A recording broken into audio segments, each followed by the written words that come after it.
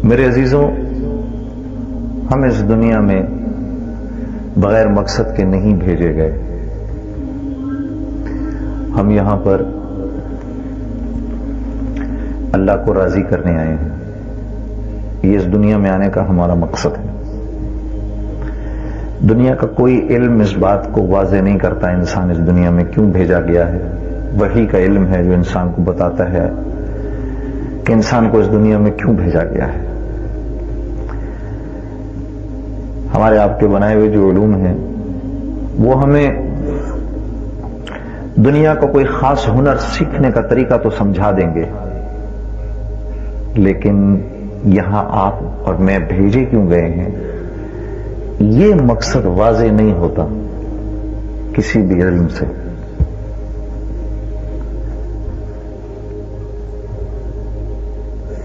Medicine کا علم ہے تو وہ انسان کو ڈاکٹر بنا دے گا.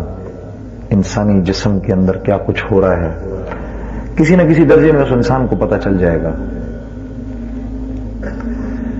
وکالت کا علم ہے تو اس کی جتنی بڑی بڑی موٹی موٹی کتابیں ہیں، جتنے انسائکلوپیڈیاز ہیں، وہ اس وکیل کو وکالت کرنا تو سکھا دیں گے، وہ پھر بھی اس کو یہ نہیں بتائیں گے کہ تو اس دنیا میں کیوں آیا ہے. یہ جتنے علوم جو انسان نے اپنی عقل، اپنے مشاہدے سے حاصل کیے ہیں میرے عزیزوں، میرے دوستوں، یہ صرف اور صرف موت تک اس کا ساتھ دیں گے. بس وہاں جا کے ان کی حد ختم ہو جاتی ہے. اور عجیب بات یہ ہے کہ اللہ نے انسان کو اس دنیا کے لیے بنایا نہیں. ہاں، اللہ نے انسان کو جنت کے لیے بنایا ہے. جس طرح سے ماں کے پیٹ میں باوجود یہ کہ انسان کی آنکھیں بنتی ہیں، اس کے ہاتھ بنتے ہیں، اس کے پیر، ٹانگیں، یہ سب بنتی ہیں، ماں کے پیٹ میں ہی بنتی ہیں. لیکن اگر ہم اور آپ یہ کہیں کہ انسان پیدا ماں کے پیٹ میں رہنے کے لیے ہو رہا ہے تو یہ بات ٹھیک ہے کیا؟ ہاں، آنکھ بند تو ماں کے پیٹ میں ہی رہی ہے، لیکن وہاں اس کا استعمال نہیں ہے. زبان بند تو ماں کے پیٹ میں ہی رہی ہے، لیکن وہاں اس کا استعمال نہیں. لیکن یہ چیزیں اگر ماں کے پیٹ میں نہ بنی تو دنیا میں آ کر نہیں بن سکتی، اس لیے ان کا وہاں بننا ضروری ہے. بالکل ایسے ہی اگر اعمال اس دنیا میں نہ بنے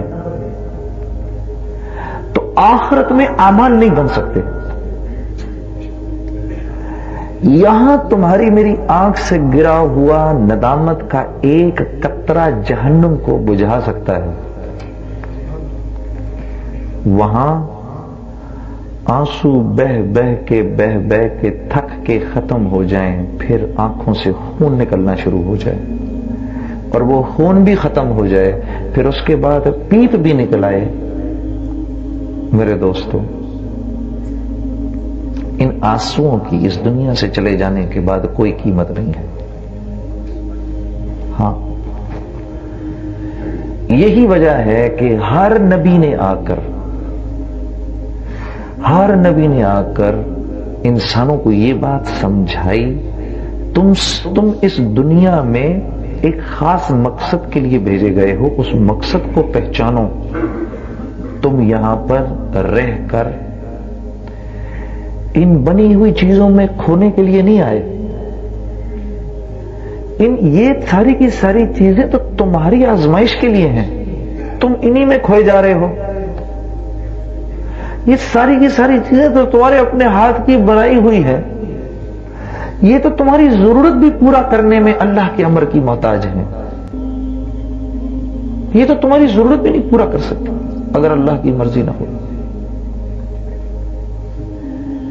ایک بیماری ہوتی ہے جس کا نام ہے بیماری استسقا. بیماری استسقا ایک بیماری کا نام ہے جس میں آدمی پانی پی کے پاگل ہو جاتا ہے، پیاس نہیں بجھتی. پھر کیا ہوتا ہے؟ یقین مانیے اس کے منہ سے اور ناک سے پانی باہر نکلتا ہے. اتنا پانی معدے میں بھر جاتا ہے اس کی پیاس نہیں بجھتی. کیا وجہ ہے؟ اللہ جل شانہ اس پانی میں سے پیاس بجھانے کی طاقت کو سلب کر لیتے ہیں. اب وہ پانی اس کے پیٹ میں جائے یا اس کے سر پہ گرے بیکار ہے، اس کو کوئی فائدہ نہیں پہنچا سکتا، اس کی کم از کم پیاس نہیں بجھا سکتا. ہر نبی نے اس بات کو آ کر سمجھانے کی کوشش کی. میرے عزیزو، تم اس دنیا میں ایک مقصد کے لیے آئے ہوئے ہو، وہ چاہے لیڈز کے رہنے والے مسلمان ہوں، چاہے کراچی کے رہنے والے مسلمان ہوں، چاہے بامبے کے رہنے والے مسلمان ہوں، چاہے ڈھاکہ کے مسلمان ہوں، چاہے طائف کے مسلمان ہوں، چاہے قسطنطنیہ کے مسلمان ہوں، وہ کہیں کا بھی مسلمان ہو، وہ ایک مقصد سے بھیجا گیا ہے، ایک مقصد سے بھیجا گیا. ان اللہ اشتری من المؤمنین انفسهم واموالهم بان لهم الجنہ. ہم نے مومنین کی جانوں اور مالوں کو جنت کے عوض خرید لیا ہے. ہماری جان اور مال کس چیز کی پیداوار ہیں؟ منی کے گندے قطرے کی ہم پیداوار ہیں. الم یک نطفۃ من منی یمنی. کیا بھول گیا انسان؟ ہم اس قطرے کی پیداوار ہیں جو کسی مرد کے جسم سے نکل جائے تو اس پر غسل جنابت واجب ہو جاتا ہے، فرض ہو جاتا ہے، اس کو غسل کرنا فرض ہے. اس گندے قطرے کی پیداوار کی قیمت اللہ نے اپنی سب سے حسین تخلیق لگائی ہے. وہ کیا ہے؟ جنت. ہمارا مول لگ چکا ہے، ہم بک چکے ہیں.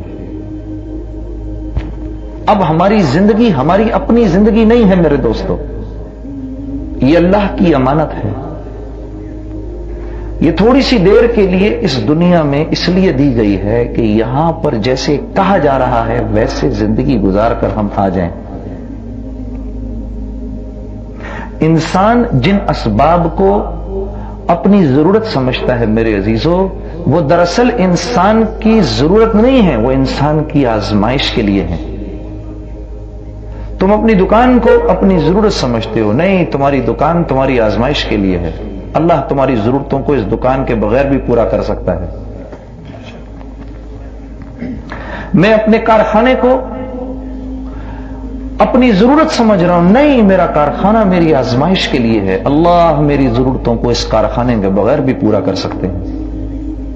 چھوٹا بچہ ماں کی گود میں، نہ زبان نہ منہ میں دانت.